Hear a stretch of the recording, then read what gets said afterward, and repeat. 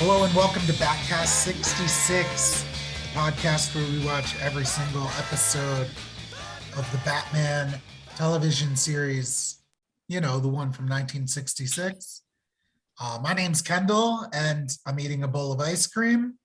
I'm Scott and I'm petting a dog. And today we're here to talk about Batman episode 4, The Penguin's a Jinx. Yep. The second half of the episode of the two-parter last episode was Fine Feathered Finks, which we failed to point out last episode is Penguin does say that to his goons a couple times. That's what he calls them, which is exciting. Yeah. How'd that episode end? Bruce Wayne, or Batman in the guise of Bruce Wayne, tried to bug the Penguin's umbrella factory so he can learn what his scheme is, but was foiled and captured and put on a conveyor belt into a furnace. And that's where we left off. And that's where we're going to pick up. Well, before we do that, yeah. I want to interject with something you said. What's that? So in most interpretations of Batman, I would agree with the way you worded it as far as Batman in the guise of Bruce Wayne. I don't think that's true in this version. I think he's very happy to just be Bruce Wayne until he gets the call on the bat phone. You know what I mean? Yeah, this Batman's very reactive, not less proactive. Like he's not out patrolling and like looking for crime. Do you know what I mean? He only kind of waits for the bat phone to ring. Yeah. You know, just your wording of that just got the gears turning in my brain. Yeah. But anyway, where do we open in this episode? The Batcave? No, I think doesn't it start with the Penguin watching him on his own CCTV? Yeah, I think it keeps cutting back and forth between the two. Between him and Robin. Well, I wrote down that the Penguin has better CCTVs than the state because his are in color rather than black and white. I think that kind of holds up. I mean, obviously, we established last episode he must be super duper wealthy to have all of these gadgets and factories and stuff. Yeah, or he just takes out a lot.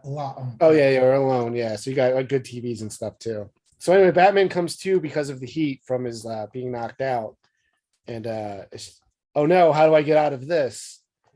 But yeah, we do cut back to Robin being like, Batman should have got back by now. We haven't heard anything from the Bug. And Alfred kind of suggests that solar flares are interfering with the radio waves. I think that's a very 60s comic booky gobbledygook kind of thing. And also like very similar to a lot of the wild conclusions Batman and Robin themselves come to. I guess they learned it from Alfred. But we know Alfred's wrong, and more often than not, Batman and Robin are right. That's true. That's true.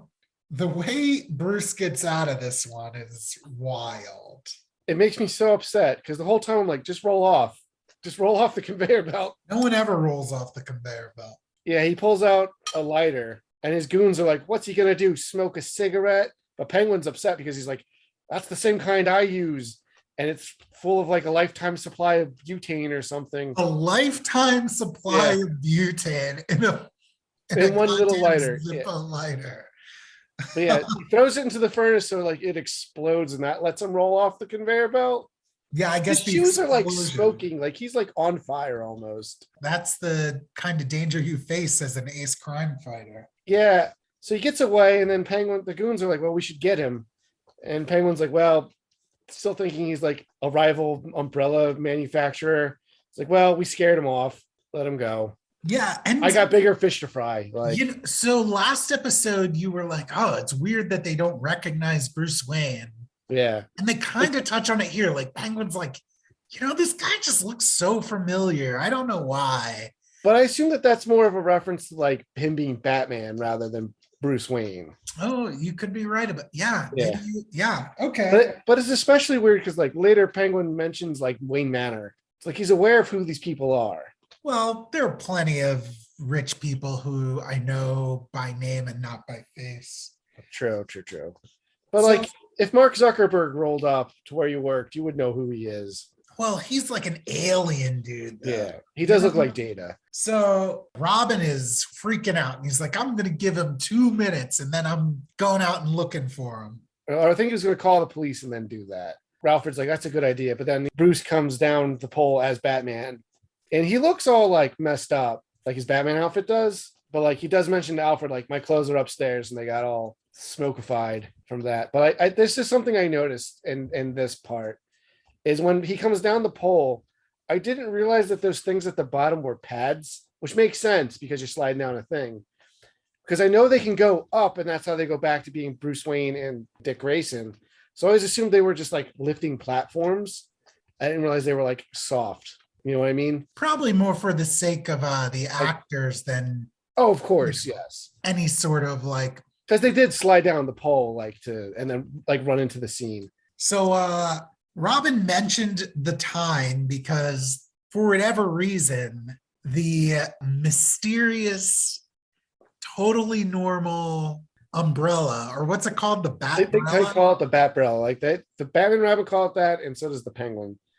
Ridiculous. Anyway, at 6 o'clock, it has a bug of its own, which, Yeah.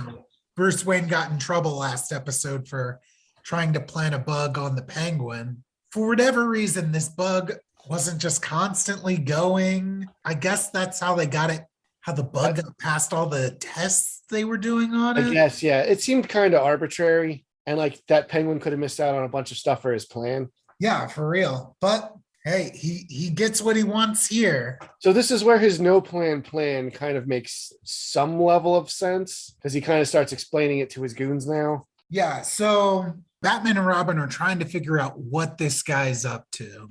And so yeah, so Penguin's listening to it, and they're trying to figure out what kind of thing that the umbrella is pointing to. So like the first thing is like it's a bunch of colors, so it must be like a bunch of jewels. And then they're like, oh yeah, there's this like exhibit at the museum, and like here's what he could be looking for, and here's the security and all the stuff and how he could get past that. So about that exhibit, this two-parter is based off of a 1965 Batman story. The exhibit that they mention contains a jeweled meteorite, and in the comic book version, that is what Penguin ends up going after. Okay. But in this, they write it out because there's way too much security, and Yeah. even without Batman and Robin being there, there's no way the Penguin. And from a practical standpoint, I think what they go with is cheaper to film. Yeah, for sure. Yeah. I'm sure that's the reason why. Yeah, I mean they did make like a big mammoth the last episode, but that's got to be easier to do than like a whole like this whole thing. Well, we'll get into what they end up doing. Oh, what was her first name? I know her last name is Robbins. There's like a movie actress. Well, so Robin's looking at this umbrella and he's like, this umbrella is so beautiful, like a beautiful dawn. Oh, yeah, Dawn Robbins, yeah. And Batman's like, oh, God, that's it. Dawn Robbins, the movie actress. She works for a guy named Mr. Eagle, and she's at like the Pelican Hotel. Like it's all bird, it's all bird related. It's perfect, yeah. The movie they're filming is The Mockingbird. Yeah. And so, like, I'm sure fucking Penguin's just blowing a load in his lair. Yeah, he got really excited hearing all this stuff. He's like, oh, it's all perfect. It's coming together. And Batman's like, it's like the perfect scheme. He could like zip line from across the street here and do this and that. And Penguin's writing this stuff down. And I'm like, so your plan still doesn't make any sense because Batman and Robin know exactly how you're going to be doing this then. But the joke was on me. Penguin did account for that stuff. Yeah, don't underestimate the Penguin. No, I learned not to. So, I forget what Batman says. Oh, he'll probably get a grappling hook from his criminal storeroom. Yeah. And then it cuts to them and they go to a closet labeled criminal storeroom. I know. It's so great. Oh, God. This show. It makes me so incredible. Happy. Yeah. So then we cut to the like hotel room with Dawn Robbins, and she's like modeling for Fun Boy magazine instead of obviously Playboy, but she's obviously in full clothes because it's a TV show. Yeah. And my only thought at the time when watching this is that this is another excuse for like a 1960s babe to be in it, which is a common thing with shows at the time. Like Star Trek's worse than Batman in that regard. Yeah, what's your impression on Dawn? Yeah, she's really a nothing character. Well, when you first meet her, she's just like, oh, God, it's so hard being rich and famous. Beautiful and yeah. And it's like, I hate you. Yeah, she's like, it's like being in a prison. I'm like, yeah, I get it. At that point, I personally didn't care what happened to Dawn Robbins, but Yeah, I guess Batman still does. yeah. So they do they climb up with the bat rope, and like I'm watching it on Blu-ray, so I've noticed like a lot more of the effects work and the wire work. And I could definitely see all of the stuff holding their capes up. Yeah. I don't know because you're watching on DVD, I'm watching on Blu-ray. I don't know how obvious that was to you. No, yeah, the capes are very obvious. Yeah. Say Penguin's like all of his little birds that talk and stuff. You can see like the rubber bands and the beaks and the strings pulling them down, like the rubber bands snap it back. Like it's fine. It adds to a lot of the charm. Like I can like on the Blu-ray, you can see where like the makeup for Burgess Meredith's like nose like begins and ends. But at the time, you wouldn't have noticed any of this stuff because you'd be Yeah. on like old 60s blurry, like small TVs. I will say one of my favorite bits in the show is every time Batman and Robin enter a room, they do like this like dramatic like little jump. And they do that like towards camera in this. I'm like, oh, it's so awesome. Yeah, there's like a promotional photo of Batman jumping from this show, and Mhm. he kind of does the same movement in this scene. Yeah, it's fun. I like it a lot. I guess it's not as noticeable on the Riddler's costume. Mhm. It's so silly that the Penguin puts on like a domino mask I here. know. Sorry, dude, you're the only one that looks like that. Well, that's part of what makes it great. Like I love that too. Like I know we talk about the movie every once in a while, but like there's a scene where like the Joker, the Penguin, Catwoman, and Riddler are all wearing domino masks and flying around on giant umbrellas. It's like they're so not conspicuous to begin with. Yeah, it's so I ridiculous. want someone to be like, "Who is that masked man?" You know?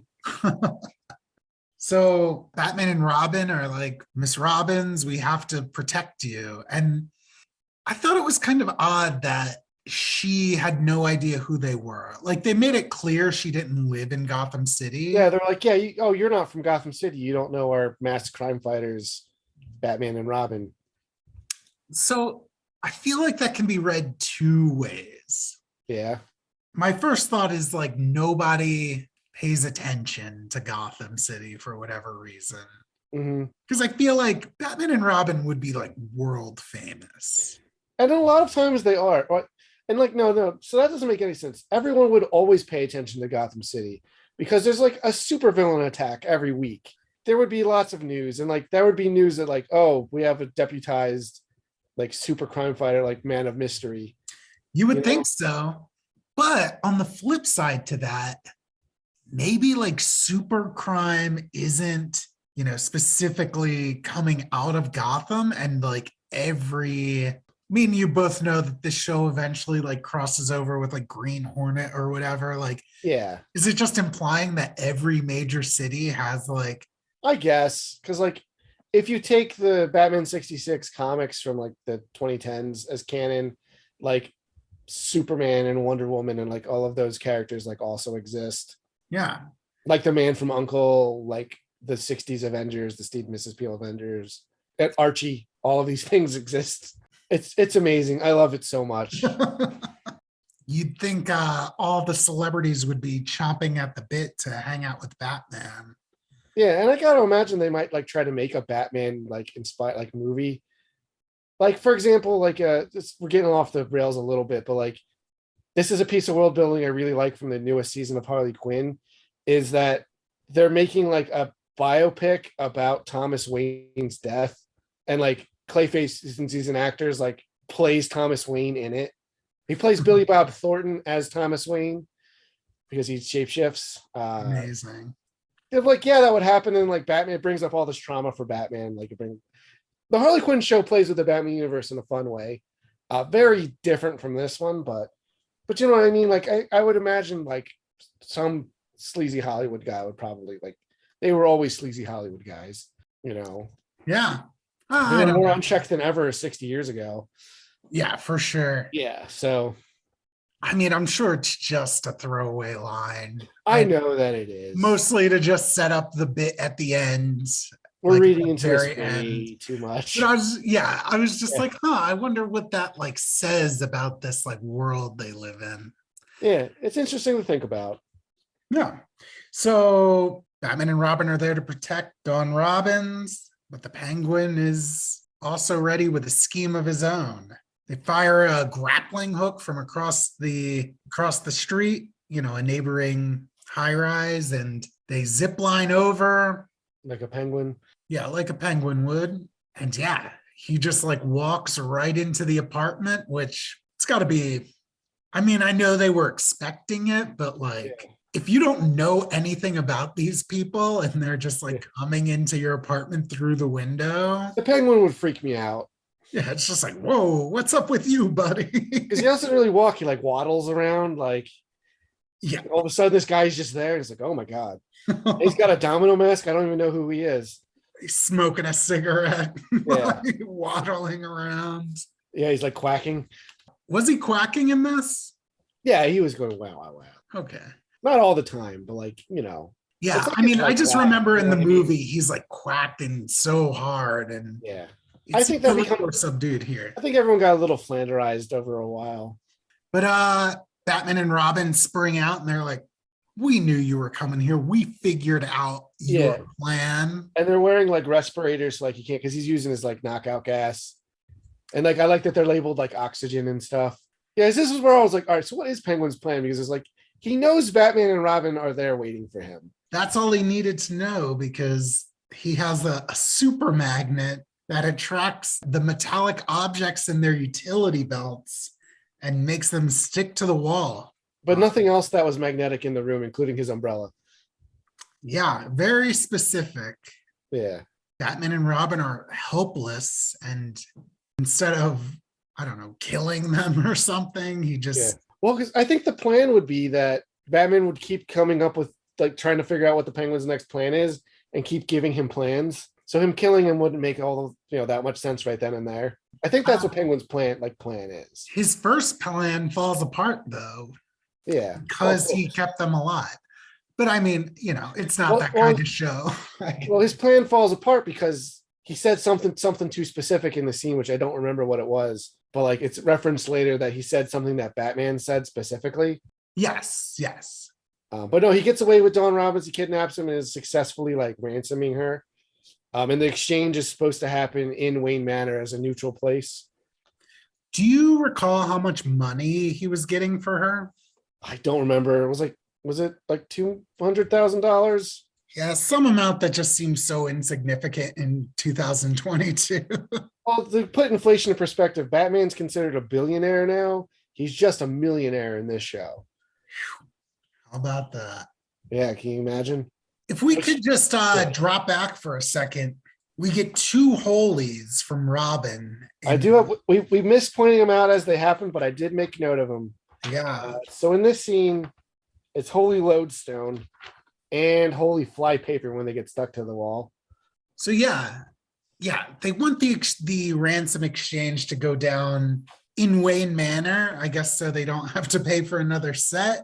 Oh yeah, of course. But Yeah. it's funny because like they're at police headquarters and Batman and Robin are there, and like the police are talking like getting the ransom thing, and because they have the money together there. And they're like, oh, do you think Bruce Wayne will go for it? And Batman's like, maybe. I gotta go. Well, it's so funny when they bring up Wayne Manor, like Robin, like obviously looks at Batman and like nudges him with his elbow as if Batman wouldn't know that's where he lives. Yeah. But yeah, Commissioner Gordon already called ahead and I guess didn't recognize Alfred as the same man he talks to when he calls Batman. Yeah. But nonetheless, he says that Bruce and Dick are out fishing. Which is always their excuse.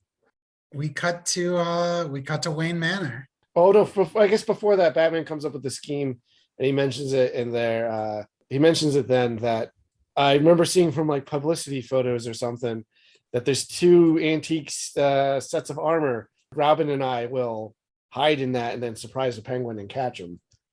Because the Batbrella's there because a Penguin hears it. Yeah, they brought the Batbrella along. Yeah. So it's there. Batman and Robin are in the statues, and a Penguin shows up. He knocks out Alfred with his knockout gas. He drops off him and Dawn, like kind of leaned against each other on like a bench in the foyer. knocks out Batman and Robin. Like he checks to see that they're in there after knocking them out. And he takes the money and like leaves. And now we get the best scene. Yeah. So Aunt Harriet comes walking down the stairs. I guess they didn't tell her that this was going to be a thing going on. Yeah, which is like, So like leave the house while there's a super criminal in it. yeah, and like I get it. Like the running bit with her seems to be like, oh, she can't know anything. And she's so clueless about all of the shenanigans that they get. And if she ever found out, she would just. It's like the Aunt May thing, like, oh, her heart would explode and she'd be dead. So she comes down and she sees Don Robbins and Alfred passed out next to each other. She's like, oh, Yeah. Alfred. What are you doing? I don't understand the point of Aunt Harriet, like what she brings to things. Like Dick's Aunt Harriet, like just lives there. So he's like not an orphan. Like, I don't get it. Like it makes it all the weirder that Batman kind of like, I know he's called his ward and not like his adopted son, but like it's strange. She definitely like gunks up the works like that, but Yeah. I thought this was funny. I'm glad she was there. Okay. I hope they use her for more funny bits in the future. Oh, you know what I just realized? Because like on my notes here, like I wrote penguins don't live in Alaska because Joker's or not Joker. Oh my God.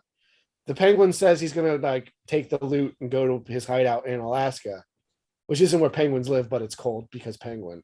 So yeah, they're bringing a point like, yeah, he should have killed Batman and Robin because he wasn't going to use them for more schemes. Should have just killed him. Yeah. Understand it. Well, this is where that comes back and bites him now. Yeah, it comes back and bites him in the penguin. In the tail feathers. Yeah, dang, that's it. That's the Yeah. joke. I mean, I could have said cloaca, but that's a million times more disgusting. Yeah, I don't know what that is, and I'm good. So Yeah. the penguin, yeah, they're back at the hideout. They're like, all right, we're going to divide up the loot, go our separate ways, see you all around. But Batman and Robin pop out. They've been there the whole time. Yeah. How did they do it? Well, Oh yeah. Well, yeah, it says that, Penguin, they were onto him because he said something that too specific to what Batman said while he was that. And then they put mannequins dressed as Batman and Robin inside the suits of armor. yeah. Good thing they figured he would use the knockout gas and not just a gun or something. Or just put a bomb in the building. Yeah. Another reason maybe they should have alerted Aunt Harriet, but whatever. Yeah. We get a pretty cool fight scene here. And by cool, I mean super silly. Yeah. Well, I like that this one, it's a smaller set than the Riddler one. So like it feels more like contained and like not as like wild and chaotic, which has its own sets of charms. But yeah, do you want your onomatopoeia sound effect breakdown? Well, before that, I want to describe how the fight starts. Batman and Robin both grab umbrellas. Oh, yeah. And they're using them like swords to duel the penguin. Yeah, it's awesome. But the penguin is just too good with an umbrella. Well, he studied the sword. He studied the umbrella. Yeah. Yeah. The ancient ways of the umbrella blade. Well, you were going to bat school. I studied the parasol. Yeah. and like they're dueling and he's like forces their umbrellas to like open and then they like float away. Yeah. Oh, good. It's so good. Yeah. And then after that, it becomes just a traditional brawl. I'll go into the ending of the fight after your onomatopoeia. So this one doesn't have nearly as much as was in the Riddler one. Again, because I think there's like less dudes and it's a little bit more focused.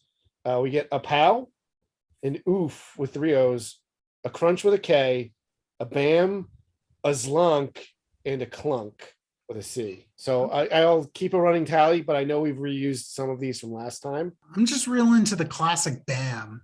I don't know why that's my favorite. Just got one so far.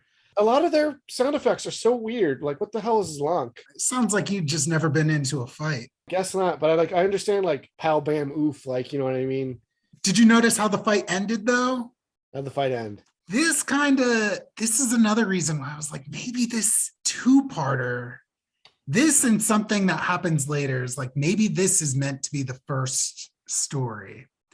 The fight ends with Batman and Robin shaking hands. lines. Oh yeah, like in the opening. Yeah. Yeah, I was like, whoa, that's I just thought that was really, really cool.